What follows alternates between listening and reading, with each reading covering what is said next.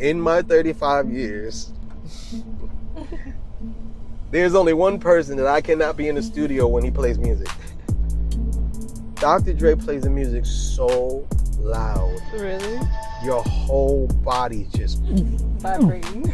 People compare Chris Brown and Michael Jackson a lot, and they say Chris Brown is the closest to Michael Jackson. Well, I'll tell you this. Michael Jackson said it. He stamped Chris Brown. Before he passed away, he stamped Chris Brown. Chris Brown and Usher in the VERZUZ, who you got? That's not fair, first and foremost. I'd say that what would be fair is young Usher versus Chris Brown. What was it like developing Trey Songz? I met him when he was 15. Okay.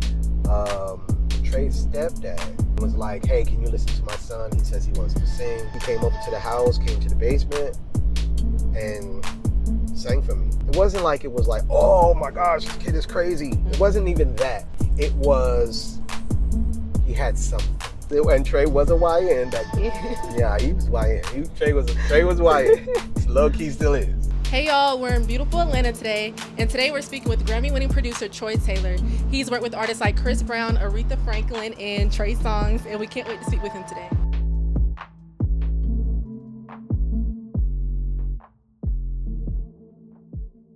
Hey y'all, welcome back to the Basics. I'm Maya, and today we have a very special guest. He's a Grammy-winning producer. He's known for working with legends like Chris Brown, Trey Songz, and Aretha Franklin.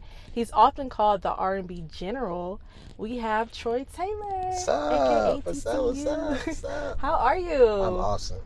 We're so excited to have you today. I'm excited to be here. How was your week? And do you have like any weekend plans? This weekend I'll be leaving to work with Tyla. I'm a main vocal producer, so I'll be working with her, leaving out uptown to go with her. We can talk about that later. So for someone who doesn't know anything about Trey Taylor, in your own words, who is Trey Taylor? Trey Taylor is a writer, producer, vocal producer, artist developer, vocal arranger, and I also sing, so I do background vocals as well. So throughout my 35-year career, those are the things that I've been known for doing. So it keeps me well-rounded, and it keeps me like I'm like multifaceted. Busy, yeah. So I want to talk about like growing up. So what was your family household like? Like, were you guys like heavily into church? Did you have both of your parents in the home? So my dad died before I was born. Oh, really? Actually, my mother found out she was pregnant 2 weeks after he died. Oh, wow. So he don't know I'm here. Wow. I was totally raised in church. And that's, my grandfather was a music director, choir director in the church, and I'm from New Haven, Connecticut. So my dad played piano and bass. So my grandfather on my mom's side, her father, and then my dad, they were musicians. Oh, wow. So music runs in the family. It kind of runs in it, yeah. So what were you like in high school? I heard you had like a Stevie Wonder obsession. Did that contribute? I did, man. No, I did. I grew up on Stevie Wonder. And my very first talent show that I did when I was a freshman, I sang Ribbon in the Sky. So that was, he's definitely one of my most influenced, as well as this man right here, Quincy Jones. But yeah, Stevie Wonder is one of my major influences growing up. Yeah. So could you talk to us about like how did you get into production, or like did you go to college for it? So I started off as an artist. I was in groups in my hometown, local, groups. And then as I progressed, I ended up signing a record deal to Motown as a solo artist. And then during the course of me working on my solo project, I started working with a couple of groups that were signed to Motown because I had a lot of songs. So if I wasn't using them, the executive broke them up and then used them for the artist that was on Motown. But that resulted in me working with these kids that would go on to be Boyz II Men. Boyz II Men. Yeah. So in the process of working with them, I realized I don't want to be an artist. You want to produce. No, I want to be behind the scenes, and I don't want to be front guy. So I told the label execs that I didn't want to be an artist anymore. And it was cool because my project hadn't come out. So how has working with Boyz II Men, how did that influence your love for vocal production? Actually, that was the first time I ever realized what vocal production was, because I didn't know. I thought that if you were already signed to a label, you're supposed to know how to do that. Yeah. It seemed like something that you signed. You're on a major label. Exactly. That means you know how to do everything because they signed you. You would think. Yeah. And so they were kids, like I said, they were kids. Yeah. And so this is kind of like one of their first times in the studio professionally. So they didn't know some things that I didn't know. I was only 22. So I didn't know I was supposed to tell them how to sing the song. But it makes sense. It's my song. I wrote it. They needed guidance. Yeah. Though they could sing, they needed guidance. Yeah. So that's when I realized what vocal production was. And then as time went on, it became a thing where I had to trust that what I hear is exactly what it should be. Yeah. And that took some time because it's like, how are you going to tell people how to sing? And I had to get over that because it's like, no, Troy, if it makes your ear twitch, then something ain't right. So yeah. So can you talk to us a little bit about like the money in vocal production? Like, how does that work? Does it depend on like your budget, or do you get paid by the hour? First of all, let me just say this. Right now, vocal production is paying pretty well for me right now. Really? Yeah, because I just did 6 songs on Givéon's album that he just came out with, Beloved. And then, like I said, I'm Tyla's main vocal producer. And then I did Zara Larsson, who is a big pop star in the UK. And I just 2 days ago, I just got assigned Kelly Rowland. So that's going to be great. So it's playing really well. So it's basically a fee. Yeah. I tell them my fee and they pay the fee. So that's pretty much it. It's real straightforward. Wait, so how was it working with Givéon on that big project? Man, listen. Talk to us about that. He was one of my artists that was on my list that I wanted to work with. And I was already in LA working with Tyla. When I was supposed to leave, and record exec Ezekiel Lewis, who's the one that put me on Tyla, he's the president of Epic, he hit me and was like, yo, you in with Givéon tomorrow? And I was like, I'm supposed to leave, right? He's like, yeah, nah. So within 2 days, I did vocal production, background vocals on 6 songs. And just like that, I worked with him. Oh, wow. Like I wanted to. I feel like Givéon's voice is so distinct. It very much is. What was the inspiration behind that project, you think? I don't know. I came in the studio, he came in, met him, and he told me to listen to the album and to whatever I hear. Yeah. That's pretty cool. Yeah, whatever I hear, like, if you think it needs background vocals, or if you think my vocals need to be, better, I'm like, oh, yeah, okay, I could do that. That's pretty cool. And full creative control. And that aspect of it, because that means that if I hear something and I tell him, he's going to do it, and which he did.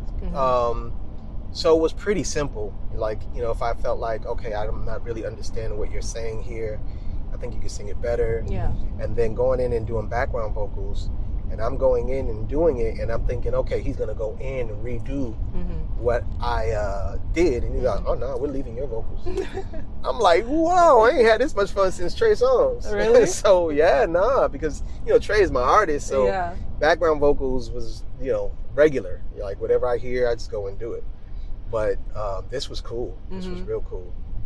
So I want to talk about studio sessions. Like, from off the top of your head, what is your favorite studio session, and what is the most insane studio session you've ever had? In 35 years. Okay, I'll start with one of my iconic. Yeah. Aretha Franklin. Aretha Franklin. Because that's legendary.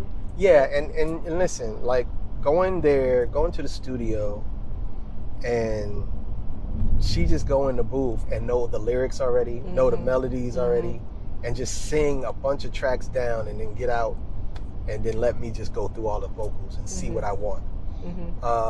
That blew my mind. It was like, wow, she was that prepared before I got there on what she's gonna do. Dang, they don't do that. They don't do that no more. No. She didn't play about her craft. No. So she is my top.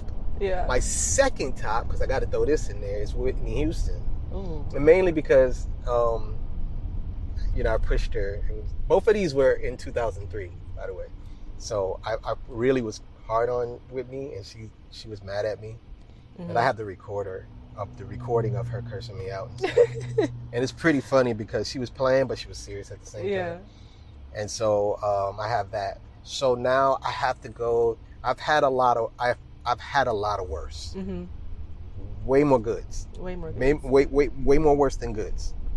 Way. Oh, way more worse. Yes, way more worse. Oh wow. In my span of time, way more worse than good, because it may take 10 bad ones to get to one Aretha. You know what I mean? Like, so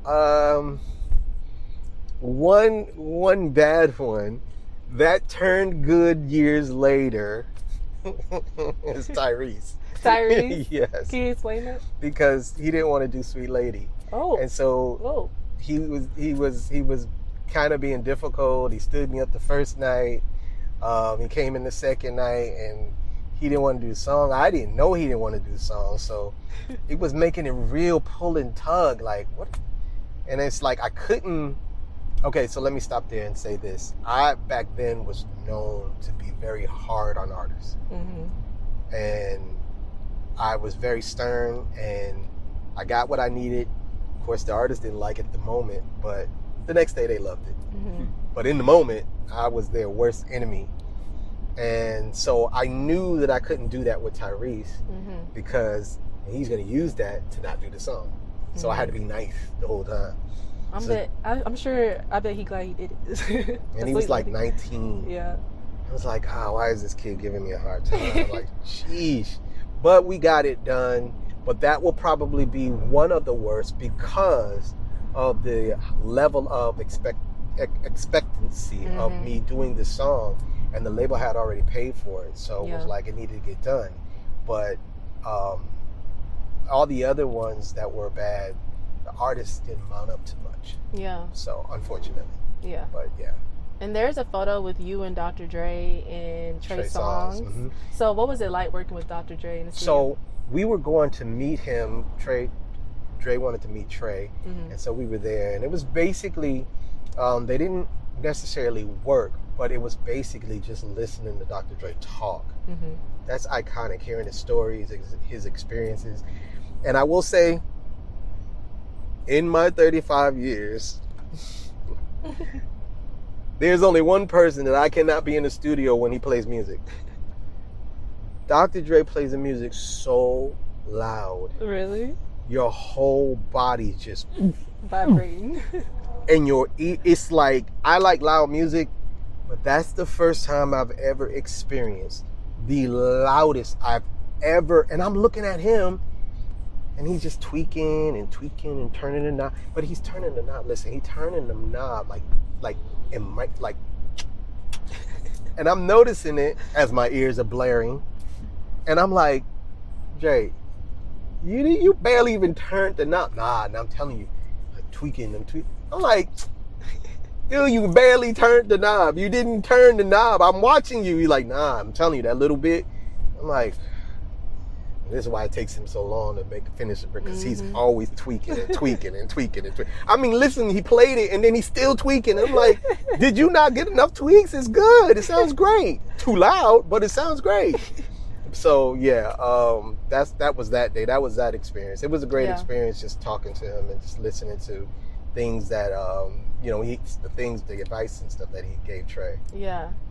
I've noticed like a lot of artists and producers, they're always in the studio like at 3 or 4 in the morning. Do you know like why is that? Like why do you think? Is it because creative juices are flowing later at night? No, it's lazy. They don't want to get up in the morning. They don't want to do it during the day. They want to sleep half the time and play video games. And that's just the time. A lot of them go out go to the club or whatever. They're, feeling good, and then they want to go to the studio, they feel creative. Yeah. It really actually doesn't make sense that you wait that late, but most artists are night owls. They'll do it that time and then sleep during the day. Has it always been like that, or is it like these new age artists doing that? Yeah, it's always been that way. Oh, okay. Kind of, sort of. In the 90s, yeah. So what was it like developing Trey Songz from the ground up? It was pretty simple because Trey listened to everything that I said. And when I usually say that, I don't mean like he was a robot. And I don't mean that I was just bossing him around. He literally listened to any advice I gave him or any instructions that I gave him. He listened. And in his mind, it was like, if you are telling me that this is what I need to do, then I'm trusting you. And he literally listened. He did not argue. He didn't combat. He just did it. And I say that all the time because in my career, there's not too many artists that actually listened to me. Trey listened to me. Up to a certain point. Yeah, how old was he when you first started mentoring? I met him when he was 15. Okay. And at that point, he never been in the studio. He never recorded anything like that before. So that was like totally a white canvas. And he trusted me, and he listened, and it did well for him. Yeah. How did you guys get connected? So I had a partner at the time, and my partner went to high school with Trey's stepdad. So Trey's stepdad hit him up and was like, hey, can you listen to my son? He says he wants to sing. And my partner at the time was more on the business side. I was the music side. So he just was like, I'll just tell him to go to see Troy. And so he came over my house because his stepdad lived like a few minutes away from me, ironically, in Jersey. So he came over to the house, came to the basement, and sang for me. And it wasn't like it was like, oh my gosh, this kid is crazy. It wasn't even that. It was, he had something. He had something. And I can hear it. And it was enough for me to say, you know what, come over here and let me just see something. He had a song that he had written,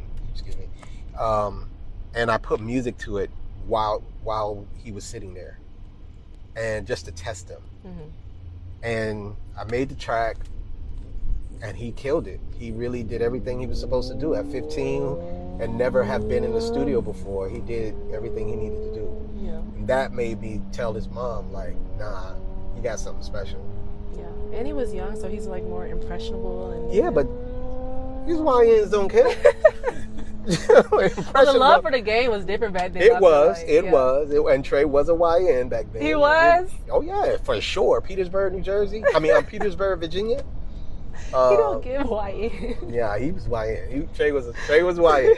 Low key still is. It's funny, you see videos online of like people getting them upset, and then you see that side, and it's like, hold on, wait a minute, but yeah, they don't know what you said. It's like he was a YN. He been like that.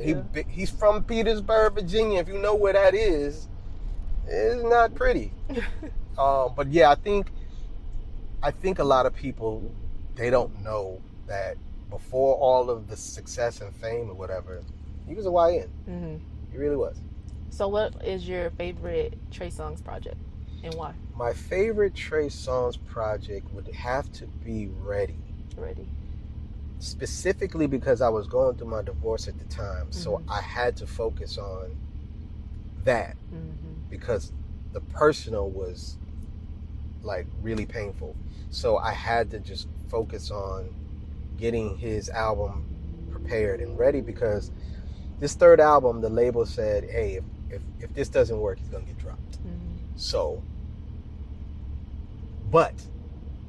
however, I should say, the good thing about that was they left me alone. The first two albums, they just in a way. But the third album was, hey, listen, go to work. If it don't work, you're gonna get dropped. Yeah. And I'm like, thank you. Because now Trey and I can really do what we do. And at that point, it was me, Trey, Delonte, and Bob Fish. And we was a collective team that put forth every creative effort to make Ready what it was. Yeah. What it is, Yeah. I should say.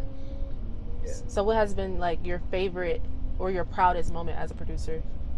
That album. That album? Really? Yeah, for sure. Really? Trey, that album, and just watching Trey go from underdog kid to a superstar R&B artist. Mm-hmm. That has been very, very. That's been. That's a so great cool moment. just to see, like, Yes. become a. And I see and this. know you have a part of that. Exactly. Yeah. That's so And that has been one of my biggest accomplishments. cool. Yeah, for sure. So who would be on your Mount Rushmore producers? Producers? Mm-hmm. Mount Rushmore of producers. Okay, so now check this out, because a couple of producers that I'm going to say, they have to be one head. Pause. Mm-hmm. They have to be. They have to be one because they're a duo. Yeah. So they have to be like, Yeah. they can't, because then it's gonna mess me up. I see what you're saying, yeah. So one would be Quincy Jones. Mm-hmm. Another would be Teddy Riley. Mm-hmm. And then another would be Jammin' Lewis, one Mhm. head, and then LA and Face, one head. So, yeah, those are my top. Yeah. Yeah. So you won a Grammy for Chris Brown's album. Yes. Congratulations Thank on you. that. Thank you. So let's talk about the opening track, Angel Numbers 10 Toes. Mhm. Can you tell us about that track and like how did it come about? So, Prince Krishan, who is partners with Hitmaker, he hit me and he was like, yo, I need a vibe. And he described the vibe that he needed. So I got with my co-producers, Slim Farrow and LNK, or Link, and we got this track and I sent it to Prince Krishan. He did a scratch, like a vocal ref of it, and he didn't finish the second verse. He did just a verse and a hook. I wish he did the second verse because then they wouldn't have connected it to the next song because it would have Yeah. been longer. Yeah. But it ended up being, and Krishan told me that, you know, it was going to be a song called Healing Energy, 1111. Mm-hmm. So that was the concept from the top. So Yeah. it ended up being good. And I've known Chris since he was 16. Really? So this is my first time, like, finally working with him. Yeah. And a lot of it is because, you know, Trey's from Virginia, Chris is from Virginia. Mhm. I was Trey's producer. Yeah. So it's kind of like a little. Yeah, I not a see. rivalry, Yeah, but like it. it's like, You yeah, the you stay over there, you the op. Yeah. So, but it's cool. The timing is everything. Yeah. And then I ended up getting 2 more songs on his deluxe. Mm. So that was And which very, one was very, those? Sex So Good Mm. and My Slime. Mm-hmm. So yeah, that was Chris Brown, pretty one of good. my favorite artists, hands Yeah? down. Mm-hmm. So what's like a studio session with him like? Now check this out. Chris does his own. He has his own way of doing things. He has his engineer that he uses when he does his vocals, JP, and that's it. Mm-hmm. If you want to vocal produce Chris Brown, you do it on the demo Mm-hmm. because Chris is going to do what the demo does. Mm-hmm. So that's the way I looked at it. Like I got, you know, like for Sex So Good, I got a chance to have his name is Upstairs. Mm-hmm. His name is Upstairs. So when I say upstairs, I don't mean Upstairs. His name is Upstairs. I got a chance to get him to do the ad-libs how I would want Chris to do it. Yeah. And because I know Chris is going to do it, he did it. Mm-hmm. So yeah, Chris has his own system. He works at that, and that's the best thing to do is let him do what he do. Exactly. So I know you were, well, I don't know how you were, but how did you feel? Didn't Chris Brown and Trey Songz have a mixtape out with like a couple songs like years ago, or they worked on a project together, and it was the mixtape cover was like half of Trey's face and half of. No, I think somebody put that together, Yeah. I don't Okay. but they never did that intentionally. Yeah. Okay. Like that wasn't something that they did. Yeah. I think somebody put it together or something like that. Okay. However, they did go on tour. The Between the Sheets tour, that tour was crazy. Wait, what year was that? Oh, I don't remember the year. Mm-hmm. But that tour was amazing. Wow, It was so amazing. crazy, right? Because the way they did it, like they both headlined, so it wasn't like one opens up for the other. Mm-hmm. You know, Chris would do his set, Trey would do his set. And then they had this one part where the ballads. Trey's on this side of the stage, Chris is on this side of the stage. Trey does his song, it goes dark. Oh, that's And so then cool. Chris does his song, the spotlight goes on him, and then it dims after that, and then Trey's. Oh man, They that don't do back stuff and like forth, that no more. that thing was crazy. I promise you, like anybody find clips of that. That tour was really, really dope. And sheesh, I wish they could do it again. Yeah. Yeah. So people compare Chris Brown and Michael Jackson a lot, and they say Chris Brown's the closest to Michael Jackson. So how do you feel about that? What's your take? Well, I'll tell you this. Michael Jackson said it.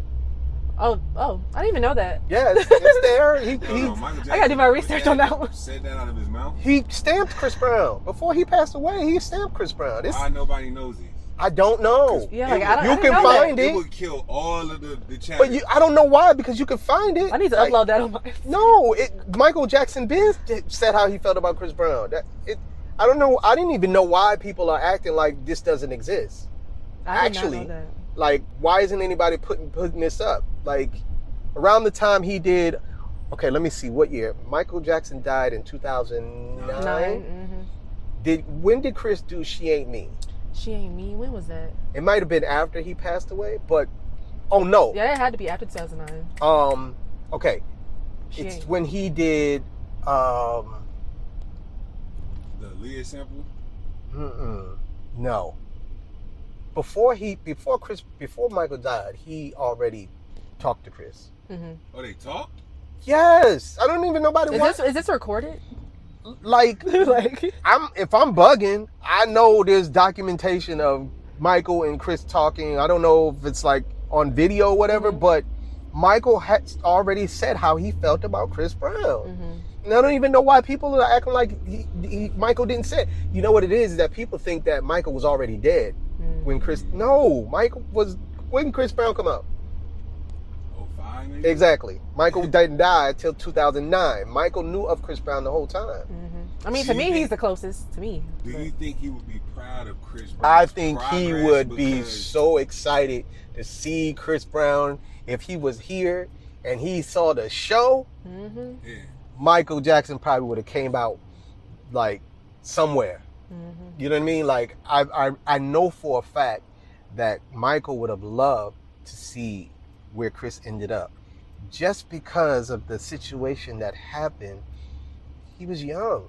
Yeah. And that was, that was a time, that was something that happened. It should have not happened, but he was he was 17. Mm-hmm. Like 17. Like 17. I'm not excusing it, but he was young. And so that kind of like took away from the impact of him being the next Michael Jackson. Yep. But what if it never happened? He would have way more Grammys?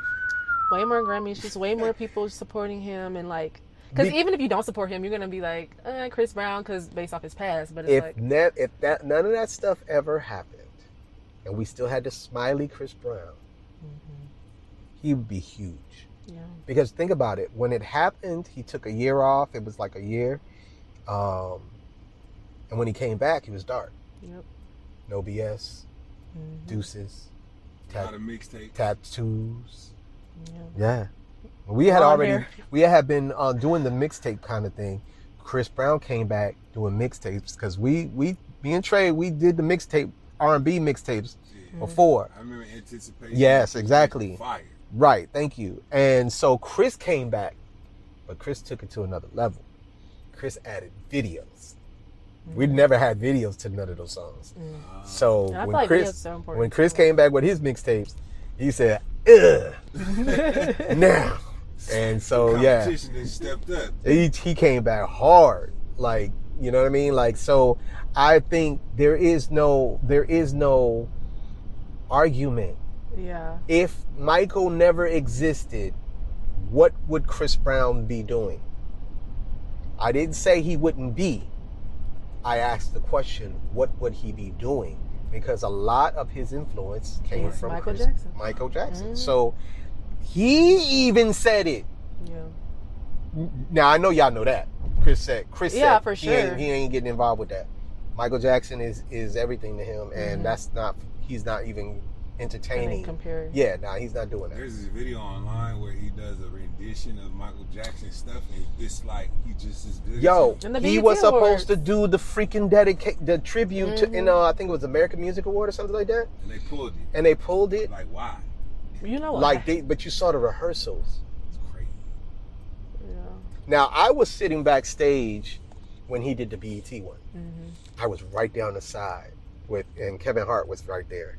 And Chris was about to go out and do this. And remember, this is the first time he was doing this with BET since he'd been back. Which is why he cried so hard, because it was like just to hear and all that he had been through. But that performance was nuts. I know in person was crazy, because even on TV. Yes, I was standing right there like, oh. People were crying with him. Yeah, no, because it's like after all he been through, like he murdered it. And I know for a fact that if Michael was sitting on that front row, Michael would have been super, super proud because he murdered it. So now he murdered it then, and he was young. Imagine doing the dedication, tribute this time, years later. It'd have been crazy. Crazy. And you saw it in the rehearsals, like, man, I still believe it's going to happen, though. It should. I think it's going to happen. I think it should, because we can't sit here and keep doing this with artists' personal lives, interfering, because that's everybody. Yeah. Everybody's got something. Like, no one's perfect. Yeah. And no one's, squeaky clean. Everybody's got something, but I feel like he truly grew from it. He grew from it. Yeah, he grew. He did grow from it, and he's still human, and he's still, get agitated. But I think people getting off on pressing buttons and rubbing people just to get a reaction, and then, talking about it. Everybody want to go viral. Everybody wants to go viral. So if you can get a moment, piss them off real quick, get them to say something. Ooh. Yeah. How stupid that is, though. Has that ever happened? You working with Trey? A moment like that? And Trey was just like, yo, I can't. You like, yo, call me up. I've seen Trey lose it. Yeah, definitely being around him. When Trey first went out, I was his background singer, just so I can be on the be with him on stage. Yes, be with him on stage, give him pointers and tell him what But as time went on, I didn't do it anymore. But just to see how people antagonize him, and I don't know if I can say this on the thing, but Trey's a nigga. Trey's a straight nigga. YN. He's YN. I guess that's the best way to say it. Yeah. But he gets agitated, and he wants to sometimes make sure nigga, don't mess with me. Yeah. Don't play with me. Just because I'm an R&B singer, don't play with me. Now, do I think it should at this point should bother him though? No. Yeah. I don't think he should be letting anything bother him now. Yeah. He should be like, whatever. But that's my opinion. There was a video recently where he was performing on stage, and some dude ran up and tried to square up with him while he was on the stage, and I was but you know what? The dude wasn't trying to square up with him. He wasn't trying to fight him. Well, Trey Songz squared up. Yeah, Trey squared up. But he didn't know he came out of nowhere. Yeah. But yeah, I guess that lets you know Trey's defense is bam, immediately. Yeah. So you can always tell a person by the way they, get caught off guard. Yeah. So Chris Brown and Usher in the VERZUZ, who you got? Chris Brown and Usher in the VERZUZ? Everybody be saying No, because that's not fair, first and foremost, because Usher inspired Chris too. That's true. And so I'd say that what would be fair is young Usher versus Chris Brown. Okay, yeah. That's true. I'm going with Usher. Because I feel like that's a different... You're right. I'm going with Usher.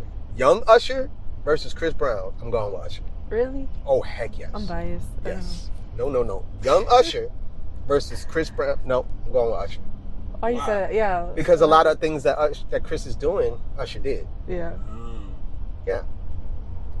And so I feel Usher paved the way. Yeah. For a lot of... Yeah, Usher crawled so Chris can walk. As well as Michael. But they're all influenced by Michael. Yeah. But just like Michael and Prince are influenced by James Brown. and they took different things from it. You know what I mean? Like Prince took one type of dancing, James Brown did, and Michael took another that James Brown did. Prince is a musician in the sense of, he took that side of James Brown, but they both pulled from James Brown, but with their own creativity. So to me, Chris Brown pulled from Usher, he pulled from Michael Jackson. Mm-hmm. So yeah, because at the same, and when Chris Brown first came out, he did Run It, and Run It was like, yeah, it was on purpose with a bridge though. Yeah, because Run It had a bridge. That was the difference. Yeah, but it was the same. Like that little. And then Chris is like, Run It. Yeah, it was like the same vibe, and it was smart, and it worked. So you've been in the industry how long? Like 35 years. Mm-hmm. So what has been a change you've seen in the music industry from back then to now? Like, I guess it could be like a bad change or like something. Well, the main thing is artist development doesn't exist anymore. Yeah, I hear that a lot. And nobody knows how to do it. Yeah. And I say they don't know how to do it because they don't. Yeah. B, they don't want to take the time out to do it. Mm-hmm. But there's one question that I pose. There is not one iconic artist in the music history that wasn't made. Mm-hmm. Michael was made, Prince was made, Madonna was made. That's just how it goes. Exactly. Motown, Barry Gordy borrowed money from his family to create Motown, and then he developed Temptations and Diana Ross and all them. They wasn't in their neighborhood and singing around and, oh my gosh, they blew up. Mm-hmm. No, he made them. Mm-hmm. He sculpted them. So that being said, knowing that that's the case, how are we then expecting TikTok and followers to dictate who's a star? Exactly. It doesn't make sense. That's so true. You have to put in all the things that made all the stars that were made. Mm-hmm. Matthew Knowles put in to Destiny's Child and his daughter. Mm-hmm. It wasn't just her just dancing around and singing and oh my gosh, she blew up. No, she was groomed to be what she needed, what she ended up being. Mm-hmm. So why are we expecting to get stars with numbers? And by the way, there's not one star we have now that was created from numbers.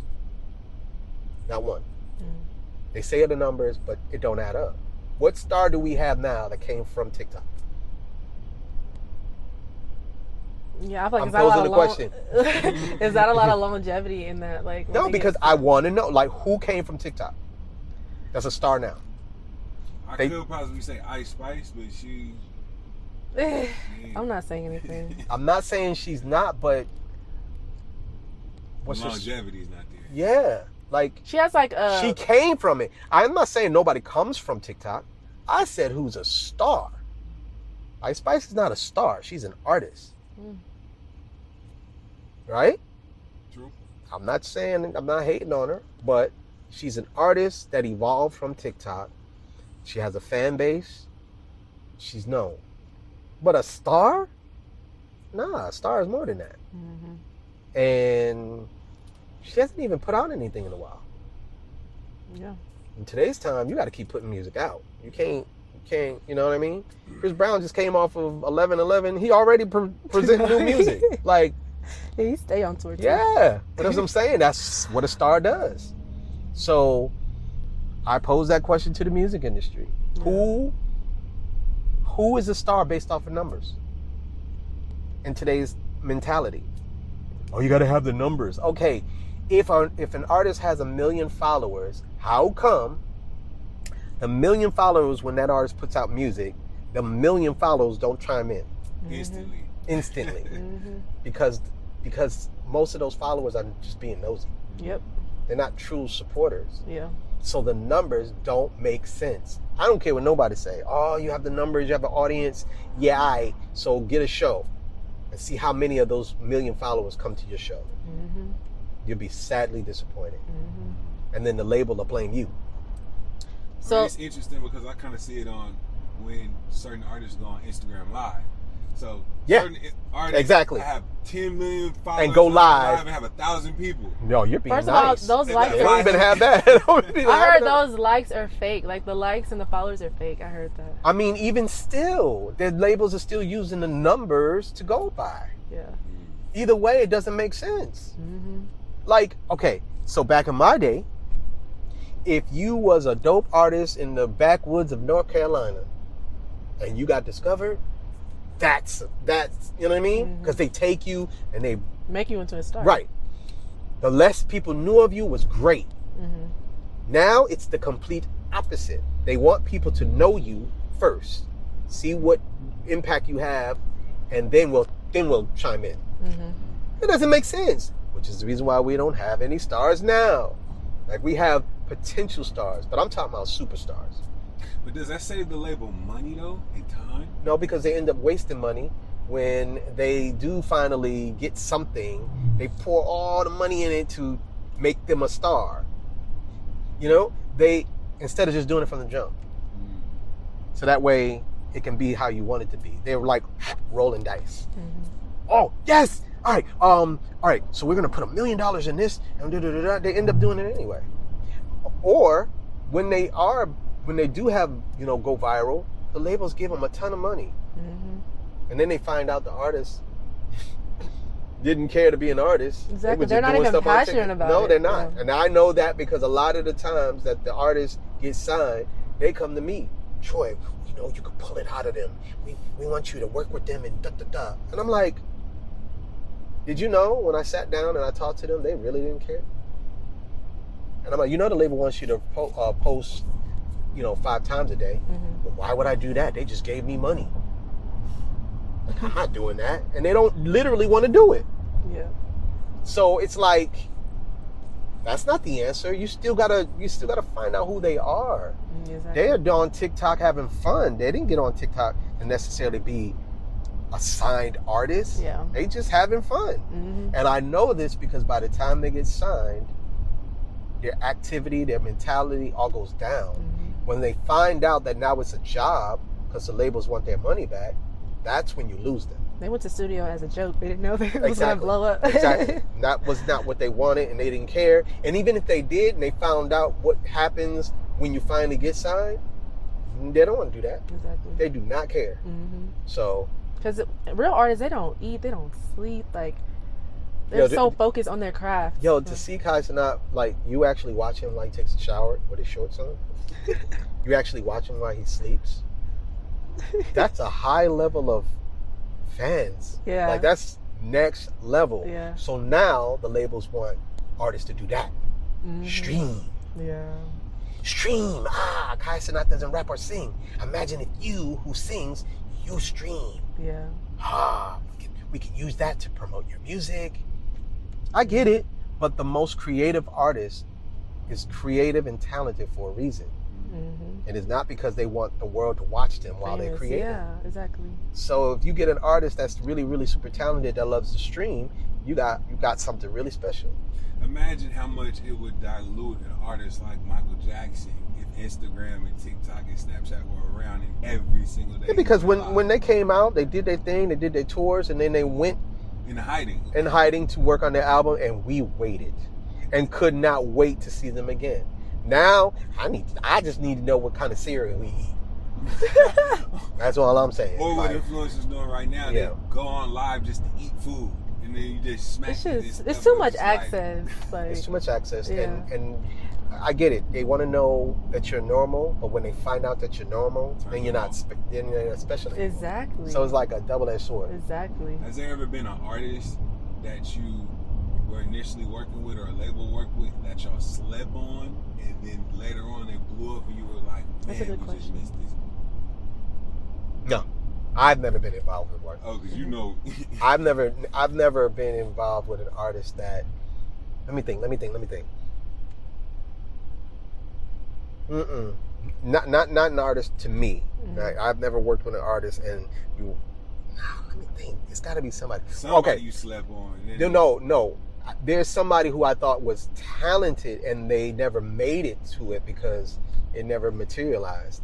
But not someone who ended up being and blowing all the way up. Mm-hmm. So that's where I falter, because I can't think of someone who slipped through the cracks, went on and blew up, and I'm looking at the label like, I can't think of anybody. If it hits me, I'll just blurt it out. Okay. Yeah. So if I wanted to become a successful vocal producer, how do I get in those rooms, and how do I become a successful? Well, first of all, you got to remember, everybody goes to your resume. What's your resume? Mm-hmm. What's your resume? Oh, I don't. No, I'm saying, if you did, you're Oh, giving me okay. a hypothetical. So You're right. Yeah, what's your resume? Oh, stop! You're taking too long. Instagram, TikTok is your resume. Okay. They're gonna go and see who you've been working with On there. Okay. on your platform. That's true. And if they see something that's dope, then they're gonna be like, "Oh, I want her to do me." Yeah. So that's what you got to do. You got to showcase what you do. You already have. Yeah. So how does somebody even become a vocal coach? Like, what? Like, is it something that you train for? Do you go to school, or do you just have a knack about you that's good, and you can teach other people how to hit notes and stuff? Like, I'm still confused with what's the actual job of a vocal producer. Okay, so the actual job of a vocal producer is to get the artist to convey the lyric and melody into emotion. Because singers can sing. How many singers you know that can really, really sing, but you feel absolutely nothing? Think of singers that can sing, but when they sing, you just like, oh no, they're cool. You feel nothing. As opposed to people who may not be as good, but you feel everything. And then there are dope singers that can do both. So my job is to make sure that the artist executes, the singer executes everything perfectly to get the feeling and emotion out. Not to sound perfect, but to get it out, to make it believable. And sometimes that means doing a flat note a little bit, because if you say, she broke my heart, and you kind of go off a little bit, that goes along with she broke my heart. Because how you gonna say she broke your heart and you sound good? It doesn't make sense. So that's so true. Yeah, my job is to make sure it's believable and you can feel it. And there's a difference, because there are a lot of singers that, like I said, can really, really sing, but they focus so much on sounding dope that the song has no emotion in it. And I'm just sitting there like, no, you can sing, but this song don't take all that. It's interesting you say that, because there's this one song by Michael Jackson,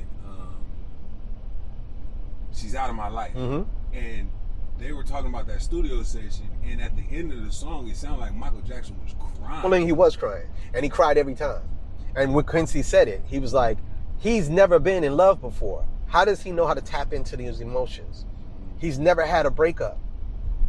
But he's smart enough to know she's out of my life is not a good thing. Exactly. And if she's not in my life anymore, I'm going to cry. So I need to make that believable. So that's what you do. Yes. So if Michael Jackson can do that, why are you trying not to cry? Or sound, you know what I mean? Like, put the emotion that goes into the song, because you don't want nobody to think that you whack. See, nah. No. I'm going to get the imperfections if it goes with the emotion of the song. So vocal producer will push until you get the right sound. Now, sometimes artists are not a fan of it, which is why there's not a lot of artists getting vocal produced, because they don't want to be told. But the ones that do are different. Yeah. It's interesting you said that, because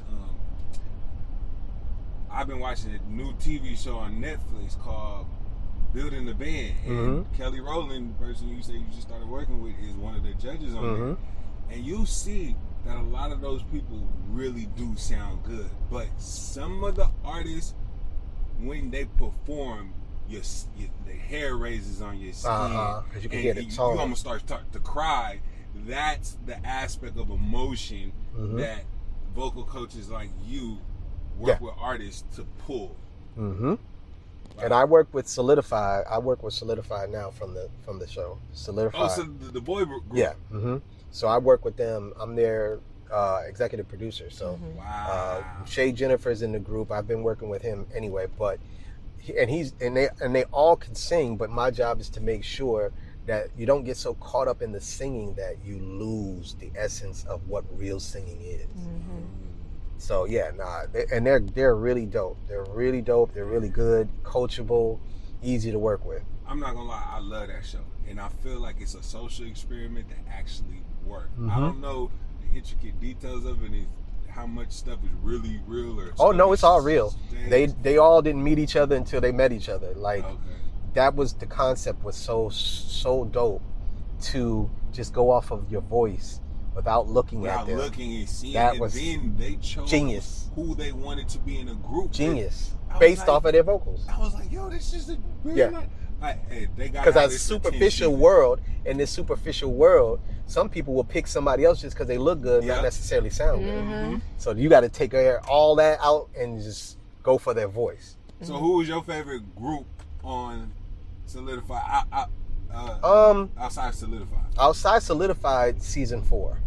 I like season 4 too, but I love three Frequency. Yes, I love them too. They just have that superstar. They do. They have the overall, but I like the individualism in season 4. Season 4 was awesome too. They sound good together, and then they sound good individually. Yes. But if I had to choose to work with who to work with, I would go for Solidified, because I'm coming from a boys band. Like, you know, I started my career off with boys band, so that's, you know, I worked with Cut and Leave Ad back in the day, so I'm originally a boy band producer. So I'm going to go for that. This boy band is very different from anyone I've ever seen. Yeah. 2 black guys and 2 white guys. And not only that, they're built. Yeah. The black guys are smaller than the white guys, but the black guys have more that, you know? Yeah. So it's just like that dynamic. Yeah. I think the world will go crazy if you fine tune and tweak them. Yep. Why don't R&B songs have bridges anymore? Like, bring back the bridges. Because they don't know how to do them. That's a real simple answer, you know. They don't know how to do them. Literally. On the production side, they don't know how to do them. Not everybody. Yeah. But for the majority. They don't know how to do them on the production side. And then on the writing side, the young writers now don't know what to do. Yeah. That's always my favorite part of a song. Mine too. So it's like, what do I do? I don't know what to say. Can we take that out? Yeah. You know what I mean? Like, okay, let's do a bridge. And producer probably doesn't play keys, so he doesn't know how to take it to the next level. So altogether, they just take it out. They barely write second verses. These kids are like... No, for real, the song be like 1 minute. Exactly. They were like, all right, I'm good. What about second verse? Nah, give me another beat. What? Yeah, no. So what was the biggest deal you ever closed in producing? In producing? Trey Songz. Trey Songz? Yeah. Give us a number? Oh, no, I'm not going to do that. Nice try. So, when people look back at your career 20 years from now, what is something that you want to be remembered by? I want to be remembered by the OG that gave the information that most never would. That gave you all the things, the tools and instructions and everything you needed to be the best you could be. I want to be known for the one that you didn't have to be signed to get it. You didn't have to, pay for it. He gave it to you because you said you wanted to be the best. And so he offered all the information. As a gatekeeper, I don't want to be known as a gatekeeper. I want to be known as a gate opener. So, yeah. And we need more gate openers in this industry. Do you have like a moment in your career or just in your life in general where you were like, wow, that was definitely God right there? Yeah. That the other day, that plane that was on fire. I was sitting on the other side of the wing. Oh wow. Hold on, what? The plane was on fire? Yeah, you didn't What's see that happening other with day? these planes? Like, I'm scared. Yeah, it's on my page. The plane was on fire. The Delta plane was on fire. You were on it? Yeah. Delta? Yeah. That was Friday. That was a spirit. That was Friday. No, Where was it going listen. I've been flying for a very long time, and I fly Delta because I have all my points in my miles, and this is the very first time it's ever happened. So I can't say, man, every time I get on Delta, this happens. It's never happened before. No shade to Delta. No, but I'm just saying, like, I can't stop flying Delta because of one time. Thing, yeah. It's like saying you get into a car accident, now you're not driving no more. Yeah. Like, that's not going to happen. So, number one. Number two, I trust God. I don't trust the pilots. Mm-hmm. It didn't, like, traumatize you on getting No, it didn't. Mm-hmm. It didn't, because I have to say, listen, I was trying to be scared. But were people on the plane screaming? And they weren't screaming, but it was a little tense. A little scared. I didn't know the plane was on fire. Mm-hmm. The people that was sitting on the side, they saw it and they started pulling out their phones, but I didn't see it. Mm-hmm. I was asleep, and the guy sitting next to me woke me up, and he said, "Did you hear? We have to make an emergency landing." And I was like, "Nah, why?" He didn't know. They didn't tell us the plane was on fire. Mm-hmm. So he said that he doesn't know. All I know is when we took off, we were still at a certain level for a long time. And I'm like, why are we still? And I just went back to sleep. And the light was on the whole time. You know, the cabin light, bright light. Like, they normally turn it off by now. Okay, anyway. And so he told me that we had to make an emergency landing. Now, the plane wasn't rocky. It wasn't turbulence. It was smooth. So I didn't know the severity of it until we got down and landed, and then saw it on the internet that the plane was on fire. I don't know if I'd known the plane was on fire, if I would have freaked out or not, or whatever. But I know, watching my mother and my grandmother pray in the most hardest times over my life, in my lifetime, the first thing I'm thinking of is, Lord, if I gotta go, I just want to be with you. If this is my last, I want to be with you. Because there's no time for me to get mad, be scared. I want to make sure my soul is right. So people be like, yo, land this plane. All them words you using should be, Lord Jesus, help me. You know what I mean? Like, take that moment. If God gives you an opportunity to pray, because you know how many people gone. I feel like in moments like those, I'm always like calm. Like, I'll close my eyes. And I was calm. I was calm because I couldn't. Why am I getting rowdy? What is the point? Yeah, so I'm like, let me take this opportunity to pray. Yeah. And make sure. Because people be gone. Malcolm Jamal Warner's gone. Now I hope he had an opportunity to really get in touch with God at that moment to get his, I don't know if he was right or wrong or whatever the case is, but you don't want an instant death. Yeah. You just don't.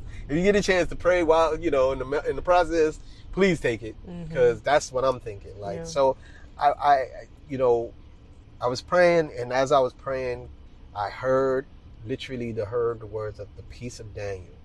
And when I heard that, I knew I didn't make it up, because I never heard the Peace of Daniel before. And if you know anything about the story of Daniel in the lion's den, for him to be in the den with the lions, the king put him in the den with the lions, and they came back and saw the lions was chilling, laying down on the ground, and Daniel was over there.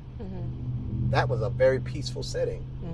And amongst something that was supposed to be crazy, it was peace. And that was only God. So God gave me that peace of Daniel on that plane, and gave me another opportunity to live. So that is my latest, probably the only one that was the absolute. I have never been in a situation like that. Well, I'm glad you're still here. I am too.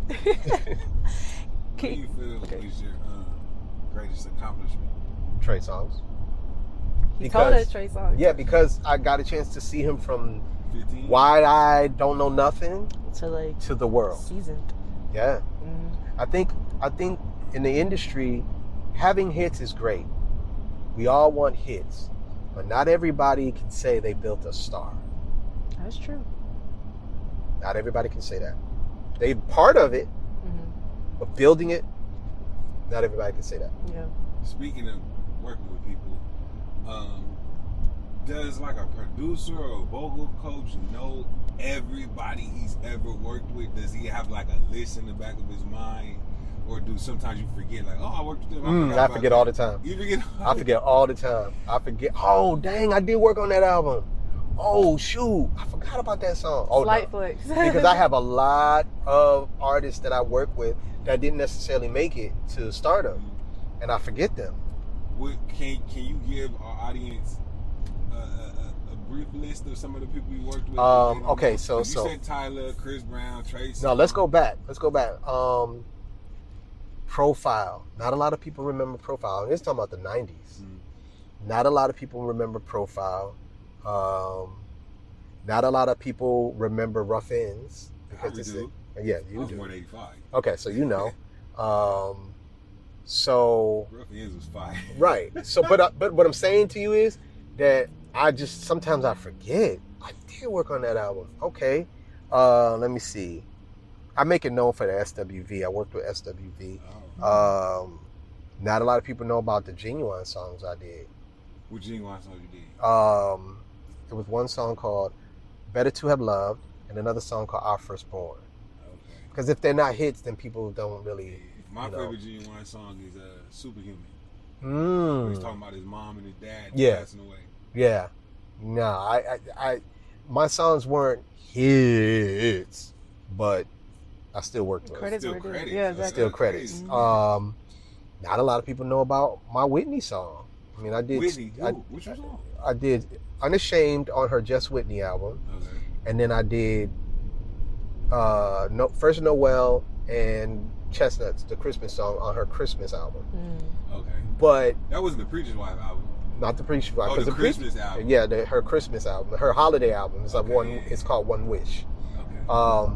So a lot of stuff that I've done, not a lot of people know, and not a lot of people remember, or not a lot of people were born in today's time. Tyla? Well, Tyla's now, because I didn't work on her for the Water album. Oh, okay. I started working with her after. I met her before then, Okay. but now to be officially her vocal producer came after Water. So yeah. So now the songs she's been putting out, I vocal produce those. Are there any artists you would still want to work with? Ooh. Dream collabs? Dream, my first top. Anybody knows me knows I'm gonna say Swae Lee. Really? Swae Lee? Yes. I miss Ray Shrimmer. I'm not gonna lie. They're very distinct. No, I Like, love Swae Lee's voice. I didn't expect that. I know most people don't, But Swae Lee, Ray I love- Shrimmer's catalog, people don't know. They did numbers. 2017, 2016, 2015. I just love Swae Lee's voice. And if I can just get in with her, I like the Sunflower song. Yes. Yeah. I love Swain. That's my favorite. Yeah, I just love the tone of his voice. Like I would just love to do like an R&B project with him. Yeah. Wow. Because I think he can kill it. I'm like, yeah, for sure. So he's the only one? I know there's somebody- what He's about just he's just like my top. Let's see. I would like to work with Summer Walker. For sure. Definitely would like to work with her. I would love to work with, let's see, who else? I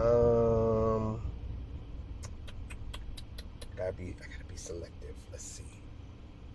I would love to work with, now, you know what? Givéon was on that list, so I got a chance to work with him. So I was gonna say him, but he's already. His voice is so distinct to me. Who else? So who did I say so far? Summer Walker, Swae Lee, that I haven't worked with.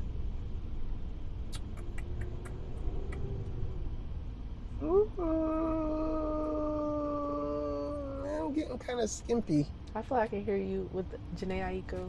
I worked with Janae when she was a baby, Oh, really? like when she was young. I mean, I would love to do it while she's a grown-up now, but I worked with her when she was young. So that's why she wouldn't come to mind, but I definitely would still love to work with her.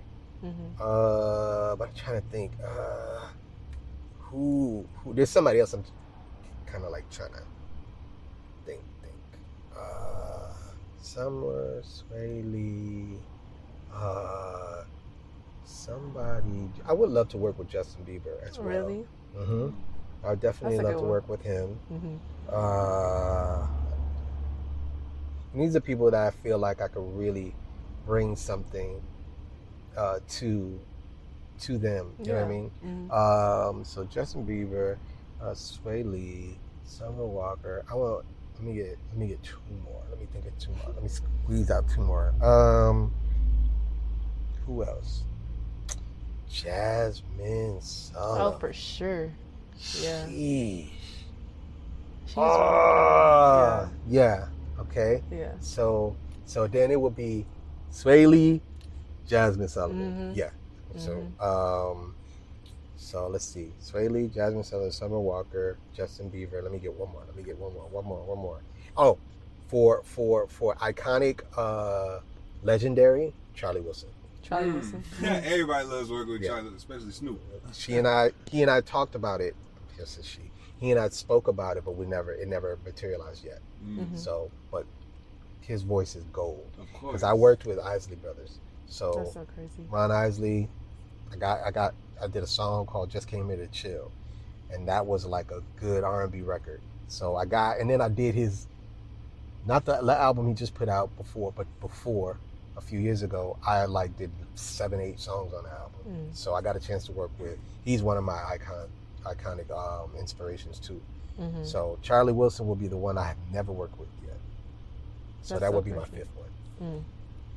You said that. Well, I was on your Instagram, and then you're like a mentor. You got something called TU. Troy Taylor University. When did that become a part of your brand? And like, what is TU? And like, why'd you create it? I didn't actually create it. They did. They being the audience. Okay, so remember Ustream? Mm-hmm.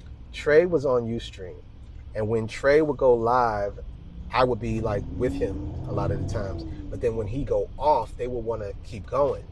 So then I go live to keep it going. And we use Ustream to showcase a lot of songs. Then they watched us make songs. They watched us, they watched the anticipation being done. Like they watched I Need a Girl, like on Ustream. So I would then start going live to continue it on when Trey would sign off. Then that turned into every Tuesday and Thursday at 10 p.m. So the audience turned that into, yo, Unc, when are we having class? And I'm like, well, we feel like when you go live, we're in class. Mm-hmm. I'm like, okay, all right. And I guess I'll do it. That turned into, we feel like it's like a university. So they created TTU, Troy Taylor University, based off of the knowledge that they get every Tuesday and Thursday. And I'm like, oh, okay. I ran with it. It was pretty cool. So I didn't come up with that, actually. That's cool though that they saw like your potential in like themselves, I guess. And just the knowledge that they was getting, and then I would play them. I would break stuff down because back in Ustream days, they didn't cut you off if you were playing other people's music. See, IG discouraged my TTU going live every Tuesdays and Thursdays because when I play everybody else's stuff, because I would just play stuff that I grew up on. Yeah. Why I liked it. I would play the bridge of this song, the harmonies of this song, and then they started like, and that discouraged me. So I don't do it as much as I used to, but that's how TTU was created.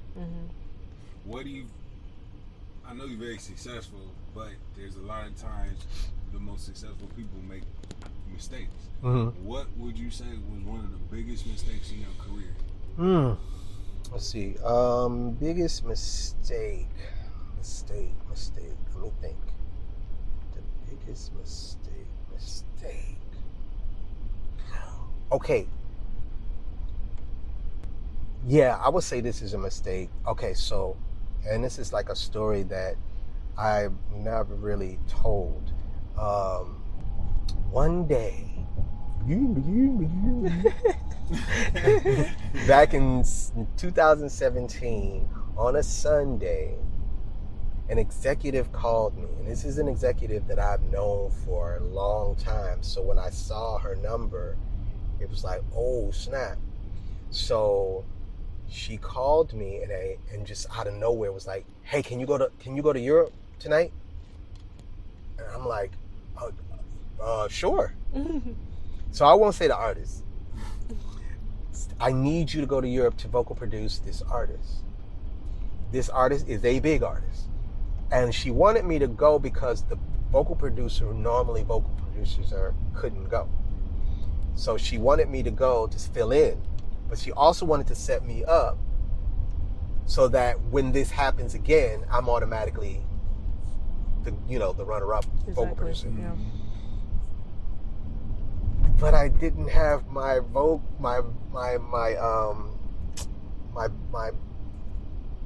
passport updated.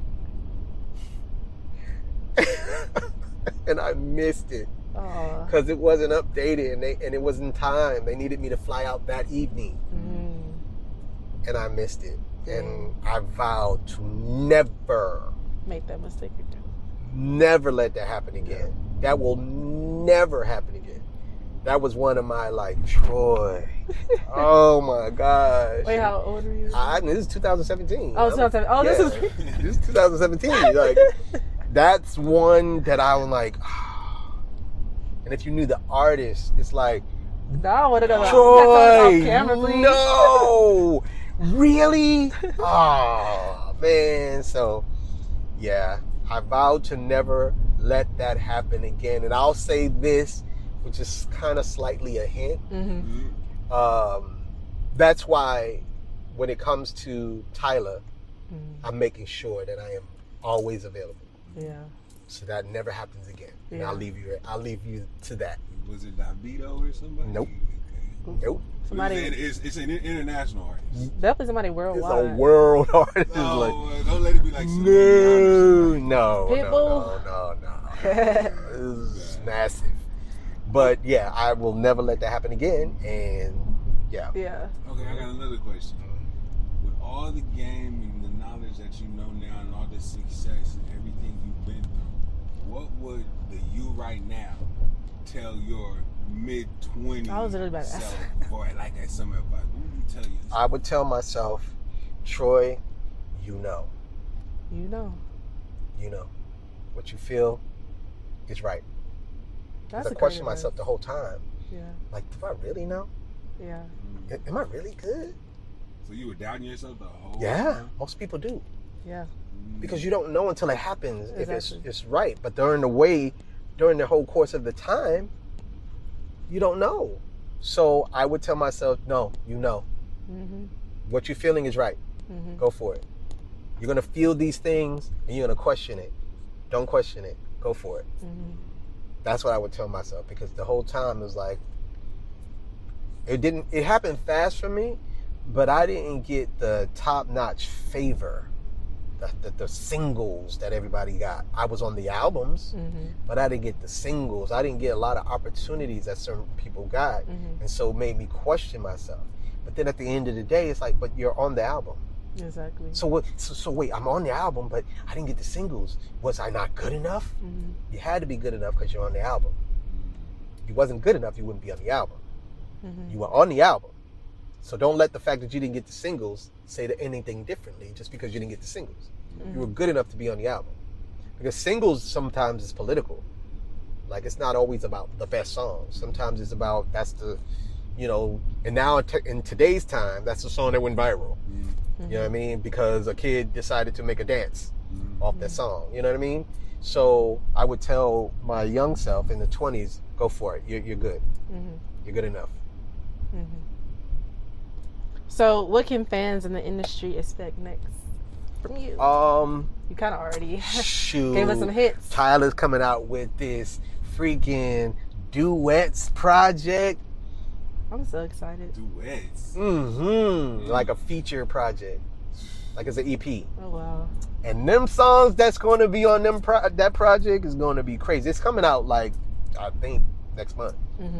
But that is going to be fire. Wait, so how does that come about? Do someone just call you oh, we need you to work with Tyla? Well, I was already, Ezekiel Lewis is a good friend of mine and a working partner with me. We had a management company, we had a publishing company together.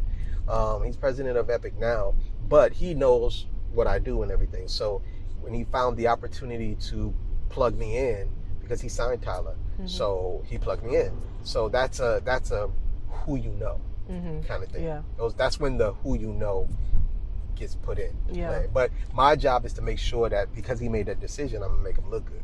Yeah. You know what I mean? For sure. So, and now between me, Tyla, and the engineer Charlie, we have a system, and that system is golden. So is there anything you want to let the viewers know, and where can they find you on your socials? So let's see. I want the viewers to know the importance of artist development. You got to be developed.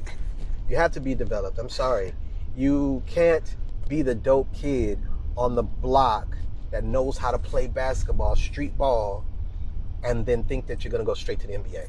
True. You have to be groomed. You have to be,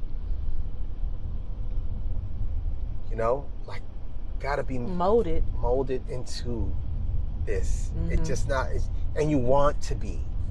You don't want to just go from bar to bar, because there are rules to this thing. There are things you need to know to be your best. Artist development is everything. Some people will say, well, what is artist development? Artist development is being taught how to walk into a room, knowing how to sit, how to talk, how to speak, what to say, how to say it, how to dress, how to present yourself, stage presence, interviews. That's all artist development. Yeah. So I know a lot of people who are so freaking talented. But they don't have the right people around them. They don't have the right people around them. And sometimes when you're extra talented, you're missing some marbles. I know. They look crazy. But they say Einstein had the little thing. The most creative people are kind of, Yeah, a little. That's including me. I mean, I probably have some things like, oh my God, Trey, you do that? Like, yeah. Well, they say a lot of creative people have ADHD too. Do you believe that? Yes, because there's so much going on in their brain. Yeah. I don't have ADHD, but I do have traces of it. Yeah. And if I don't pay attention, I'll become a scatterbrain. It's a spectrum, so. Yeah. And that's how I know a scatterbrain when I see one, because I'm familiar with it. I'm one. But if you're taught to know how to hone in, that's part of artist development. So that's what I would want people to know. Artist development still matters, and it still works. There's no way around it. And where can people find you on your socials? So all my socials, TikTok and Instagram and Twitter, is at Troy Taylor TTU. And your podcast? My podcast? Don't you have a podcast? I don't. Everybody thinks I should get one, but I'm not saying I about swear, that. like when I did, you got your Instagram clips and it just look like it's its own show. because I did on YouTube. I looked you up and I have my content creator Rocky Jean. She does all my content, but no, I don't have a podcast. Well, you should get one for sure. No, because why I want to sit there and talk about music when I could be in the studio making it? That's I don't want to talk about it. And you already have TU, so. Yeah, and I'll go on other people's podcasts for now. Yeah, right. That's why you're here. Well, thank you so much for coming, Troy. Thank you so much for having me. I learned so much game, and I'm sure the viewers did too. I hope so. And to our viewers, don't forget to subscribe so you won't miss a new episode of Back to the Basics. Thank you for watching.